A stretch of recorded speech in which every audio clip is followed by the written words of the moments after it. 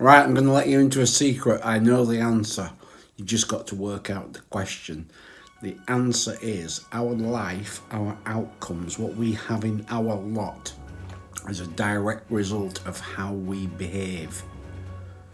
Behaviour is how we act and react. So how we act and react, how we go about our lives, directly determines the results and outcomes that we get.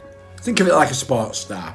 If a sports person goes to gym twice a day and does weights and runs and jumps and hops and skips and does whatever sports people do, he's probably going to get better at his sport. The more somebody practices, which is the behaviour, the more people do what they do, the more they repeat something, the better they often get. So, our results, what we get, is directly the result of our behaviour. Our behaviour is how we act and react. So where does your behaviour come from? Why do you behave in certain ways? Why do you respond to this but not to that? Why is it when you're thinking of buying a red Mini, every car you see on the road is a red Mini? Why is it when you're thinking of booking a skiing holiday, all you see on TV is skiing holidays?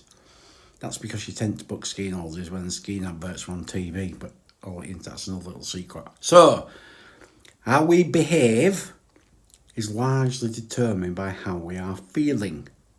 If we feel good and positive and can do, and the world is mine, then guess what?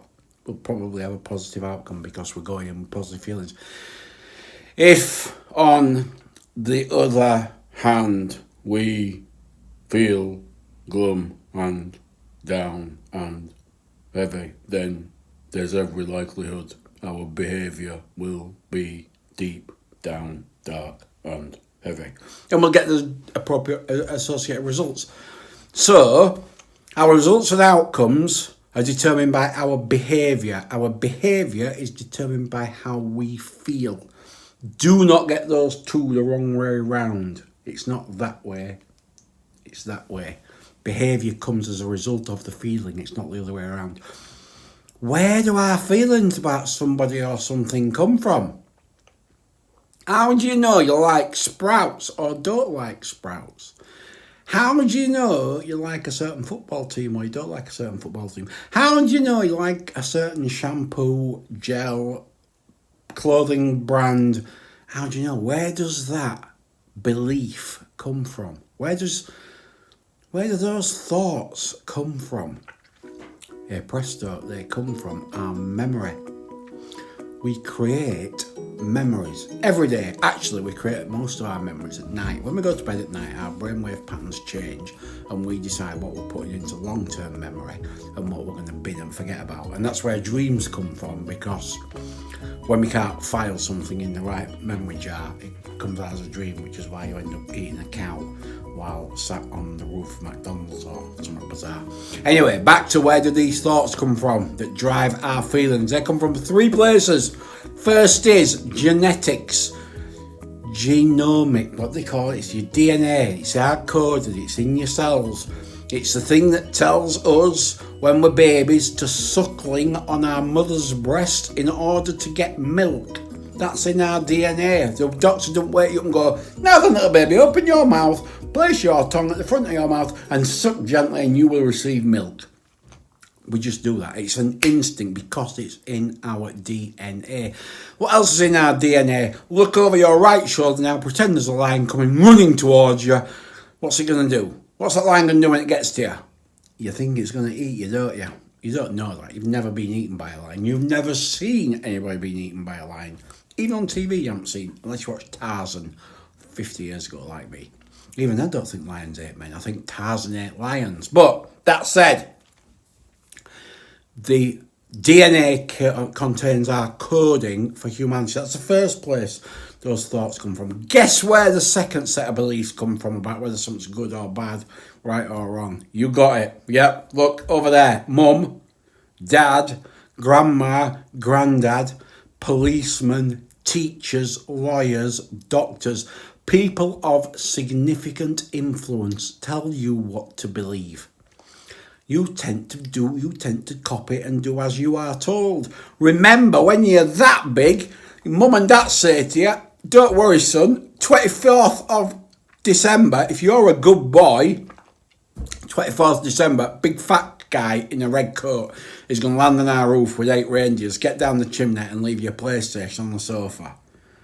And we used to believe them, and we still believe them. But unfortunately, when we're 7 or 8 or 9, we work out, actually, that might not be the case. There might not be a chimney. We didn't have a chimney. When we used to come down our chimney, we didn't even have one.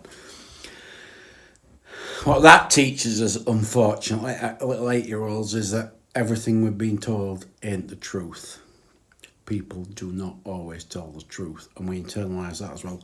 They also tell us about them fairies putting them threatening bit or tuppeny bit or whatever it was under your pillow in replace for your teeth. No, they don't. No, they're not there either.